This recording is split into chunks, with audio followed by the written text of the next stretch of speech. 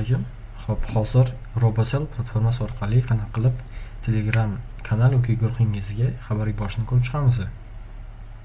Birinchi bo'lib o'sha Robocell platformasiga kira olamiz. Kirgandan keyin hozir boshqaruv panelida turibman. Boshqaruv panelidan marketing bo'limiga o'tib, kanal uchun post degan bo'limni qo'shganmiz. Bunda bosib, bunda ichiga kirganimizda bizga o'sha instruksiya pejini ko'rsatib beradi.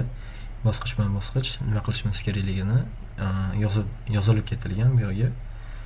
Xo'p, birinchi bosqichdan boshlaymiz. Telegram bot yarating. Ya'ni bot yaratib, tokenni bu yerga kiritishimiz kerak.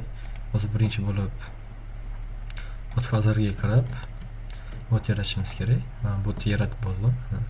New bot. O'sha name'ini kiritamiz, nomini kiritamiz. Потом o'sha username'ini kiritish kerak. Undan keyin o'sha token bot fazar token beradi. Tokenni biz bot yaratish bo'limiga post yuboramiz. Hop, mana yuborgandan keyin galочка bo'ldi. Hop, endi ikkinchi bosqichga o'tsak bo'ladi.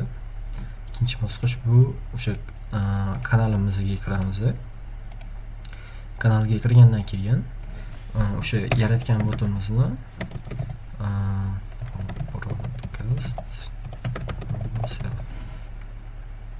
shu botimizni qo'shib olamiz.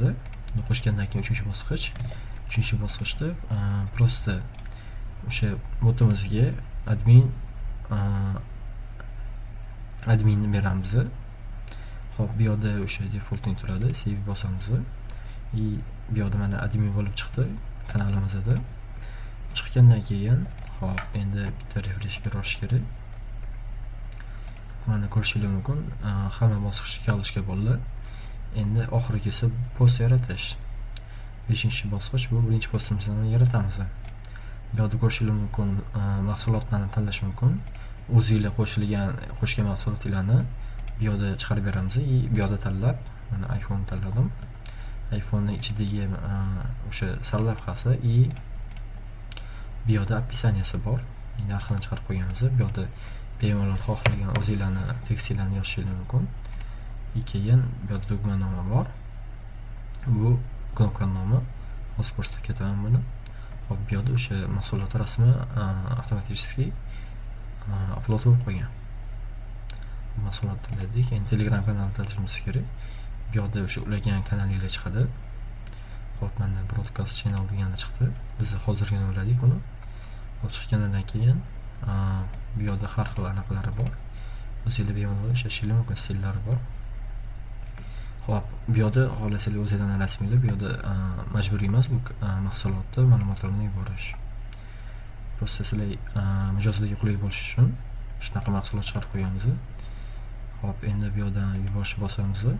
Yuborish bosgandan keyin pejimiz o'zgarib, bu yerda ko'rsatib turadi aynan nima yuborganinglarni. Hop, endi o'sha kanalga kiramiz. Kanalda ko'rishingiz mumkin, shu botdan o'sha kanalga, ulagan kanalimizga xabar keladi. Ya'ni bu yerda o'sha nomi, yuborgan ma'lumotlarimiz kanalga yetib keldi. Mana boyagi knopka nomi bu yerda chiqadi.